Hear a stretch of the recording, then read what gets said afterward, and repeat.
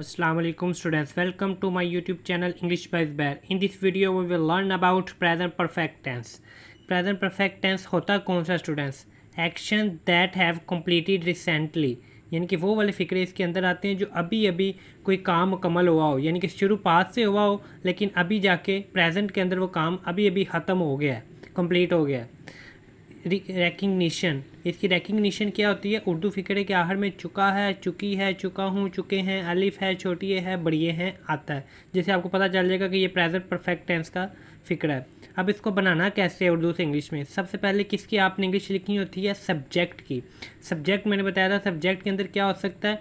किसी शख्स का नाम भी हो सकता है, किसी चीज़ का भी हो सकता है, या वो वाले नाउन भी हो सकते हैं जिनको हम टच नहीं कर सकते, यानी कि आइडिया वगैरह, ट्रुथ, हैप्पीनेस, लव, एंगर वगैरह वगैरह, वो भी क्या हो सकते हैं? सब्जेक्ट में सबसे पहले उनकी इंग्लिश लिखनी होती है। ये ज़्यादातर फ़िक्रे के शुरू में होते हैं। उसके बाद हेल्पिंग वर्ब हैज़ या हैव लगेगा, और उसके बाद वर्ब की थर्ड फॉर्म। वर्ब क्या होता है? फेल, कोई भी जो काम हो रहा है फ़िक्रे के अंदर, एक्शन कौन सा परफॉर्म किया जा रहा है। उसके बाद ऑब्जेक्ट पे बाकी जो कुछ आएगा, इन सब के साथ हैज़ लगेगा, और इन सब के साथ क्या लगेगा? हैव। नेगेटिव स्ट्रक्चर क्या है? सबसे पहले सब्जेक्ट, फिर हैज़, हैव, फिर नॉट, फिर थर्ड फॉर्म, फिर ऑब्जेक्ट।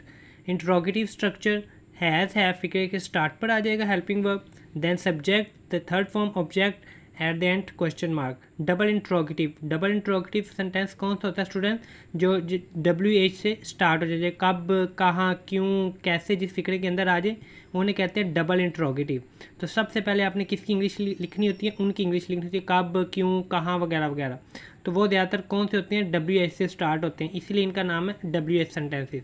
तो सबसे पहले आपने क्या लिखना है? WH, हु, विच, वेयर, सबसे पहले उसकी इंग्लिश लिखनी है, फिर हैज़, हैव, फिर सब्जेक्ट, फिर थर्ड फॉर्म, फिर object, and so on eight the end question mark. अब एग्जाम्पल्स की तरफ आते हैं। उन्होंने घर तमीर किया है, ये देखो एंड पर क्या आ रहा है? अलिफ है आ रहा है, सिंपल स्ट्रक्चर है। तो सबसे पहले हमने किसकी इंग्लिश लिखनी है? सब्जेक्ट की। सब्जेक्ट यानी कि काम करने वाला इसके अंदर कौन है? उन्हों। तो उन्हों की इंग्लिश क्या आ जाएगी? दे। तो दे के साथ स्टूडेंट क्या लगता है? Have, they have. उसके बाद क्या लिखनी है? वर्ब। वर्ब यानी कि काम क्या हो रहा है? तमीर करने का काम हो रहा है, उसकी इंग्लिश लिखनी है वर्ब की। और वर्ब की कौन सी लिखनी है? Third form. तमीर करने का काम हो रहा है, तो तमीर करने की इंग्लिश क्या होती है? बिल्ट। तो बिल्ट की थर्ड फॉर्म भी क्या होती है? बिल्ट होती है। बिल्ट क्या तमीर किया जा रहा है? एक नया घर, आ न्यू हाउस। बारिश थम चुकी है। स्टूडेंट्स आपको याद है मैंने अपनी लास्ट वीडियो में भी आपको बताया था, मौसम, वेदर, सीजन्स, टाइम वगैरह के साथ ज़्यादा सेंटेंसेस किससे स्टार्ट होते हैं? इट से स्टार्ट होते हैं, ये आपने याद रखना है। तो इसलिए इसके अंदर सब्जेक्ट के तौर पर क्या काम करेगा? इट करेगा, क्योंकि वेदर की बात हो रही है। तो इट के साथ क्या लगाते हैं? हैज़। It has. उसके बाद वर्ब की थर्ड फॉर्म, काम इसके अंदर क्या हो रहा है? थमने का हो रहा है, ख़त्म होने का हो रहा है। स्टॉप्ड थर्ड फॉर्म आ गई, क्या रुक रहा है? बारिश, द रेन। फिर ठीक है, नेक्स्ट। पुलिस ने उसे रंगे हाथों नहीं पकड़ा है। सबसे पहले सब्जेक्ट क्या है इसके अंदर? पुलिस। और स्टूडेंट्स याद रखो, इंग्लिश में इसकी प्रोनाउंसिएशन क्या होती है? प्लीज़। पुलिस नहीं होता, प्लीज़। प्लीज़, ली लंबा करना है। The police has not. उसके बाद काम इसके अंदर क्या हो रहा है? पकड़ने का। पकड़ने की इंग्लिश क्या होती है? कैच। लेकिन यहाँ पे हमने कौन सी फॉर्म लगानी है? Third form. The police has not caught him red handed. क्या तुम्हारा भाई पहाड़ की चोटी पर पहुँच चुका है? ये फ़िक्रा कौन सा सवालिया है? तो सवालिया में सबसे पहले हमने क्या लिखना होता है? हैज़ या हैव की इंग्लिश लिखनी होती है। तो कैसे पता चलेगा? सब्जेक्ट को देख के। सब्जेक्ट इसके अंदर काम करने वाला क्या? तुम्हारा भाई। तो तुम्हारा भाई, योर ब्रदर। तो योर ब्रदर के साथ क्या लगेगा? हैज़, सिंगल नाउन है, हैज़ योर ब्रदर। उसके बाद वर्ब की, उसके वर्ब की थर्ड फॉर्म। वर्ब काम क्या इसके अंदर हो रहा है? पहुँचने का। Reached the top of the हिल। डाकुओं ने अमीर आदमी को कहाँ लूटा है? कहाँ आ गया? तो ये कौन सा बन गया? डबल इंट्रोगेटिव सेंटेंस बन गया। तो सबसे पहले किसकी इंग्लिश लिखनी होती है? मैंने कहा था कब, कहाँ, क्यों, कैसे की। तो कहाँ की इंग्लिश क्या होती है? वेयर। तो उसके बाद WH लिख लिया, फिर हैज़ या हैव। हैज़ लगेगा या हैव लगेगा, ये सब्जेक्ट को देख के पता चलेगा। काम करने वाला इसके अंदर कौन है? डाकुओं ने। तो क्या आ जाएगा? डाकुओं, ज़्यादा डाकुओं की बात हो रही है, प्लूरल नाउन आ गया। तो हेल्प स्टार्ट पर क्या आ जाएगा? Have the robbers. उसके बाद में काम क्या हो रहा है? लूटने का काम हो रहा है तो उसकी इंग्लिश क्या होती है, robed the rich man. Okay, यहाँ तक स्टूडेंट ख़त्म हो गया था। लेकिन जो नेक्स्ट है पैसिव वॉइस सेंटेंसेस, ये ज़्यादातर 8 क्लास है जो ऊपर स्टूडेंट्स हैं ना, उनको बोर्ड में एक सेंटेंस जो होता है ना वो पैसिव वॉइस का भी आता होता है, इसलिए आपको ये आने चाहिए।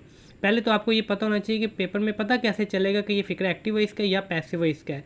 एक्टिव वॉइस और पैसिव वॉइस में ये डिफरेंस है कि एक्टिव वॉइस के अंदर काम करने वाले के बारे में बताया गया होता है, लेकिन पैसिव वॉइस के अंदर काम करने वाले के बारे में नहीं बताया गया होता। जैसे कि मुलजिम अदालत में लाए जा चुके हैं, यहाँ काम क्या हो रहा है, लाने का हो रहा है। क्या लाया जा रहा है, मुलजिम। अब मुलजिम लाने का काम हो रहा है अदालत में, अब मुलजिम ला कौन रहा है वो नहीं बताया गया। खिलाड़ियों को सर्टिफिकेट नहीं दिए जा चुके हैं, काम क्या हो रहा है, देने का हो रहा है। क्या दिया जा रहा है, सर्टिफिकेट किन को दिए जा रहे हैं, खिलाड़ियों को। अब सर्टिफिकेट दे कौन रहा है वो नहीं बताया गया। लेकिन अगर पीछे वाले फिक्रे में आप देखो, उन्होंने नया घर तमीर किया है, इसके अंदर काम तमीर करने का काम हो रहा है। कौन तमीर कर रहा है, उन्होंने, काम करने वाले के बारे में बताया गया है।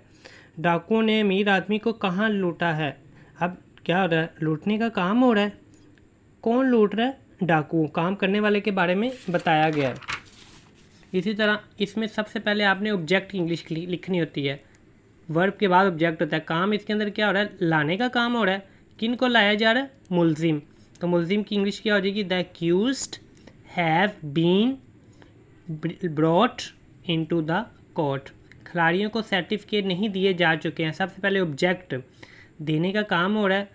सर्टिफिकेट किन को दिए जा रहे हैं, खिलाड़ियों को। तो सबसे पहले ऑब्जेक्ट की English, the players have not been awarded certificates. क्या हाजी को खुदा हाफिज़ कहा जा चुका है, has the pilgrim been seen off. किताबें क्यों फाड़ दी गई हैं, डब्ल्यू सेंटेंस आ गया। क्यों की सबसे पहले इंग्लिश लिखनी होती है, वाई, उसके बाद हैज़ या हैव। कैसे पता चलेगा, किताबें, द बुक्स,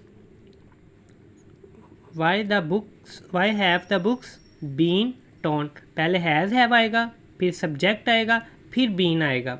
ओके स्टूडेंट्स, आज आपका होमवर्क क्या है कि आपने फिर इस टेंस के 40 सेंटेंसेस बनाने हैं अच्छी तरह। 10 सिंपल, 10 नेगेटिव, 10 इंट्रोगेटिव और 10 डबल इंट्रोगेटिव। ठीक है, अच्छी तरह इसकी प्रैक्टिस करनी है, लेकिन उससे पहले आपने रूल याद कर लेनी है, देन सेंटेंसेस बनाने हैं। Okay, thank you and don't forget to like, subscribe and share with your friends. Thank you.